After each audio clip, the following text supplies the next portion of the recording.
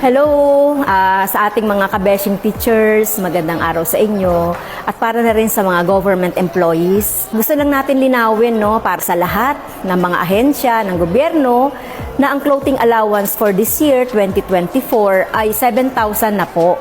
Nakalagay sa Section 58 ng 2024 GAA, not less than 7,000 ang matatanggap na clothing and uniform allowance.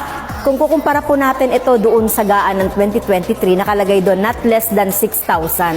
So ang ibig sabihin nun, tumaas ng 1,000 ang clothing allowance.